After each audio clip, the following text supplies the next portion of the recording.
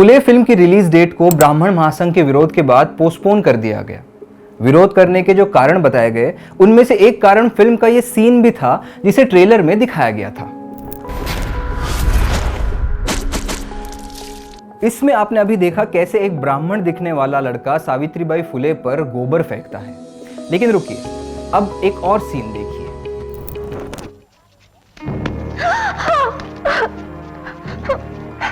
धर्म भ्रष्ट करने वालों का ऐसा ही होता है। तू हिम्मत रखो सावित्री, ये तो शुरुआत है। उनका समाज हम पर कीचड़ी उछाल सकता है और कर ही क्या सकता है। दोस्तों, ये दूसरा सीन भी हूबहू पहले वाले जैसा ही था, लेकिन ये 1988 की सीरीज भारत एक खोज का है। श्याम बेनेगल इसके डायरेक्टर है और पंडित नेहरू की किताब पर यह सीरीज बनाई गई थी। तो जो बात सालों से समाज में स्थापित हो चुकी है, जिसे 1988 में खुले तौर से दिखाने में कोई दिक्कत नहीं थी, और अब उसे 2025 में आकर ऐसा क्या हो गया कि फिल्म को रिलीज ही नहीं होने दिया गया। डायरेक्टर अनुराग कश्यप ने इस मामले पर कहा कि सेंसर बोर्ड कहता है कि मोदी जी ने जाति खत्म कर दी। ऐसा है तो फिर ये ब्राह्मणों को फुले से आपत्ति क्यों? बता दें कि फिल्म में सेंसर बोर्ड ने कई कट्स भी किए हैं, ऐसा मिड डे की एक रिपोर्ट में पता लगा।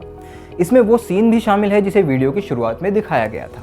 इसके अलावा शूद्रों को झाड़ू बांधकर चलने वाले डायलॉग को सबसे दूरी बनाकर रखना चाहिए, ऐसा कर दिया गया। आखिर सेंसर बोर्ड और ब्राह्मण महासंघ को इस फिल्म के प्रदर्शित होने से क्या आपत्ति है?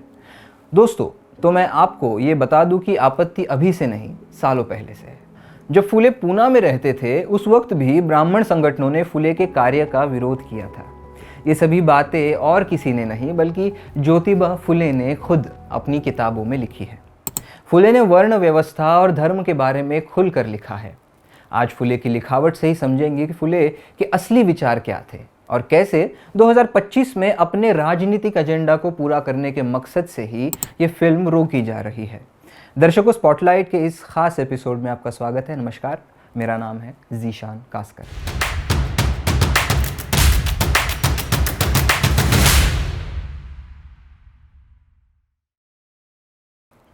दर्शकों, अनुराग कश्यप का पोस्ट भले ही गुस्से की भावना से लिखा हो, लेकिन उसमें कई गंभीर सवाल खड़े हो जाते हैं।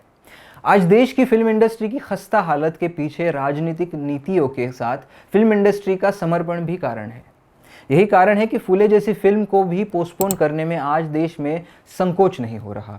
बॉलीवुड के गिरते स्तर पर बात करेंगे, लेकिन आज मुद्दे को फुले और उनके विचारों तक ही सीमित रखते हैं। तो आइए शो की शुरुआत करते हैं। दोस्तों, महात्मा ज्योतिबा फुले माली समाज में जन्मे थे। इनका जन्म 1827 में हुआ था। गरीबी के बावजूद एक मुस्लिम और एक ईसाई पड़ोसी के प्रोत्साहन से उन्होंने स्कॉटिश मिशन स्कूल से पढ़ाई पूरी की थी। फिल्म फुले के ट्रेलर पर ब्राह्मण महासंघ ने कहा कि उन्हें इसमें अपना अपमान दिखा, लेकिन असल बात यह है कि जो अपमान दिख रहा है वो आज नहीं लिखा गया, वो खुद महात्मा फुले ने 100 साल पहले अपनी किताबों में दर्ज किया था। आज हम उन्हीं पन्नों की तरफ लौटते हैं जिन्हें महाराष्ट्र सरकार ने खुद छापा है, ज्योतिबा फुले समग्र वाङ्मय खंड 2 में, ताकि हम आपको दिखा सके कि फुले किस ब्राह्मणवाद की बात कर रहे थे और वो आज भी कैसे जिंदा है।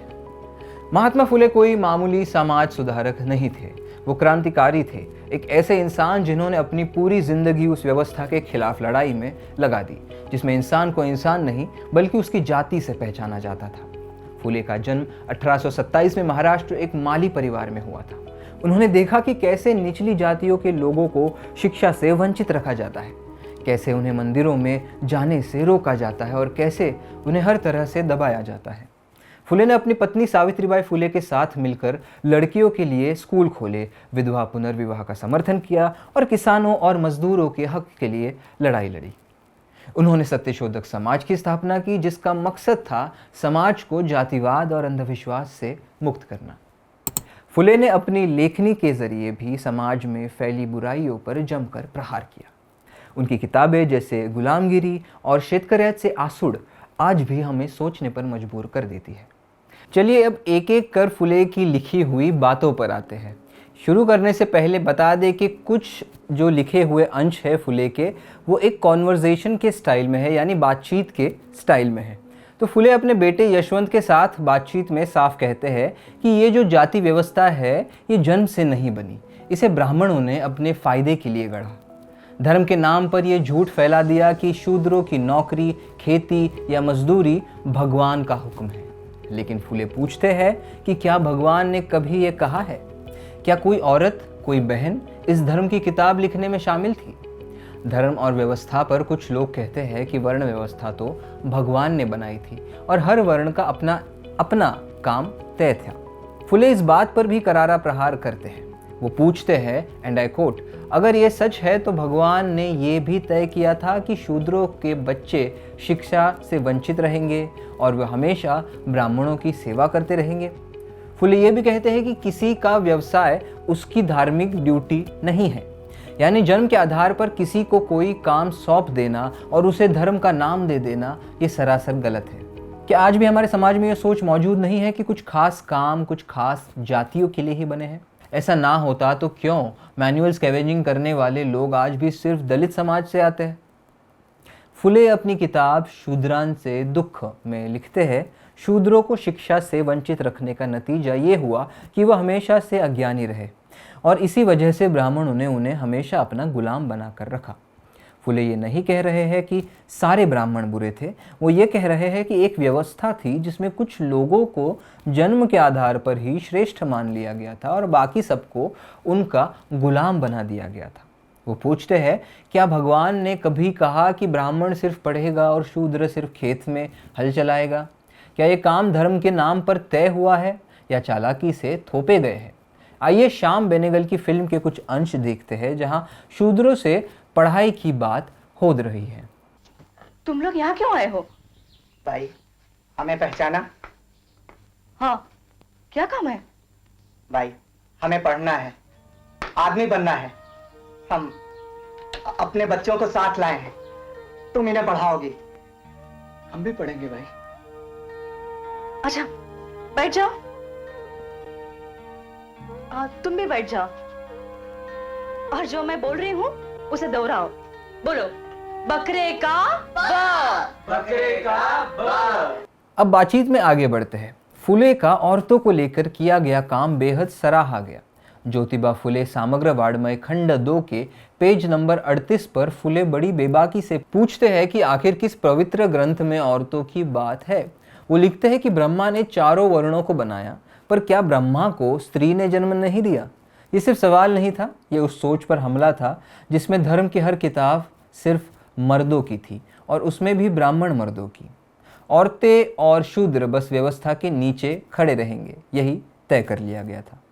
फुले इस भेदभाव को एक मजबूत ढांचे के तौर पर पहचानते थे और कहते थे कि जब तक इस ढांचे को नहीं तोड़ा जाएगा तब तक इंसाफ नामुमकिन है। फुले अपनी किताब चेतावनी में लिखते हैं कि ब्राह्मणों ने अपने स्वार्थ के लिए शूद्रों को हमेशा डराया धमकाया है और उन्हें अंधविश्वास में जकड़ कर रखा है। वो भी कहते हैं कि ब्राह्मणों ने शूद्रों को ये विश्वास दिलाया है कि वो पिछले जन्म के पापों का फल भोग रहे हैं और उन्हें इस जन्म में भी उनकी सेवा करनी पड़ेगी। फुले का ये सवाल आज भी उतना ही रेलिवेंट है जितना तब था कि आज भी कुछ लोग अपने स्वार्थ के लिए धर्म और जाति का इस्तेमाल नहीं कर रहे हैं। उन्होंने किसानी पर बात की, मजदूरी पर बात की और इस बात पर कि कैसे खेत में हल चलाने वाला किसान जैसे समाज सबसे नीचे मानता है, असल में सबसे ज़्यादा ज़रूरी है। लेकिन फिर भी वही किसान सबसे ज़्यादा पीड़ित है। उसकी मेहनत से अनाज उगता है लेकिन मंदिरों में चढ़ावा ब्राह्मण खाता है। फुले पूछते हैं कि क्या ये न्याय है कि जो खेत में मिट्टी में लथपथ होकर पेट भरने का सामान उगाए वो भूखा सोए और जो मंदिर में बैठा मंत्र पढ़े वो मालामाल हो जाए। ज्योतिबा फुले समग्र वाङ्मय खंड 2 के पेज 52 पर फुले हमें एक ऐसी तस्वीर दिखाते हैं जो आज के दौर में भी वैसी ही है। वो लिखते हैं कि अगर किसान टैक्स ना भर पाए, सूखा पड़ा हो या बाढ़ आई हो तो साहूकार उसकी ज़मीन हड़प लेता है। ब्राह्मण लेखपाल जुर्माना तोड़ देता है और गांव का पटेल कहता है कि तुम्हारी गलती है, लगान तो देना ही पड़ेगा। फुले आगे कहते हैं कि किसान की भूख, उसकी बेबसी कोई नहीं देखता। ये शोषण की पूरी चेन थी जिसके ऊपर ब्राह्मण वर्ग बैठा था, जिसे धर्म और सत्ता दोनों का आशीर्वाद मिला हुआ था। वो बताते हैं कि इन किसानों को डराया भी जाता था कि अगर तुमने पूजा पाठ नहीं करवाए तो तुम्हारे खेत सूख जाएंगे, बच्चे बीमार पड़ जाएंगे इत्यादि। किताब में फुले ये भी लिखते हैं कि कैसे ब्राह्मण वर्ग शूद्रों से अलग अलग मौक़ों पर शोषण करता है। पेज नंबर 71 पर एक बड़ा दिल दहलाने वाला वर्णन है। एक शूद्र के घर में बच्चा होता है। बच्चा पैदा होते ही जोशी नाम का एक ब्राह्मण वहाँ पहुँच जाता है। नामकरण करना है, मुहूर्त निकलवाना है, कुंडली बनवाने हैं इत्यादि। और अगर उस गरीब किसान ने पैसा नहीं दिया तो बद्दुआ मिलती है, तुम्हारे बच्चे का भविष्य खराब होगा, ऐसा उस जोशी से कहा जाता है। फुले इस पूरे ढांचे को एक धार्मिक माफिया बताते हैं, जहां धर्म एक सर्विस बन गया है जिसे ब्राह्मण बेचते हैं और बाकी समाज मजबूरी में खरीदते हैं। वो कहते हैं कि जोशी मंदिर नहीं चला रहा, वो दुकान चला रहा है जहां पूजा के नाम पर डर बेचा जाता है और उम्मीद के नाम पर पैसा ऐंठा जाता है। ये मेरे शब्द नहीं है दोस्तों, महात्मा ज्योतिबा फुले के शब्द हैं। फुले ने विधवाओं की दुर्दशा पर भी अपनी आवाज़ उठाई। वो लिखते हैं कि कैसे विधवाओं को समाज में तिरस्कार की नज़र से देखा जाता था। फुले ने विधवा पुनर्विवाह का समर्थन किया और उस मुद्दे पर समाज को झंझोड़ने वाले सवाल पूछे। पेज नंबर 118 पर विधवाओं की कहानी लिखते हुए फुले का गुस्सा उनके शब्दों में झलकता है। वो बताते हैं कि ब्राह्मण समाज में अगर कोई विधवा माँ बन जाए तो उसे पापीन कहा जाता है, लेकिन ये सवाल कोई नहीं पूछता कि वो माँ किसके कारण बनी। वो लिखते हैं कि जिन ब्राह्मण युवकों ने शादी का वादा करके इन औरतों का शोषण किया, उनके नाम कौन जानता है। औरतों को दोष देना आसान है, लेकिन पुरुषों के पाप को धर्म की आड़ में छुपा दिया जाता है। यही वजह थी कि फुले ने सत्यशोधक समाज के तहत विधवा आश्रय बनाए थे, ताकि वो औरतें जो समाज की नज़र में पवित्रता खो बैठी थी, असल में इंसानी गरिमा पा सके।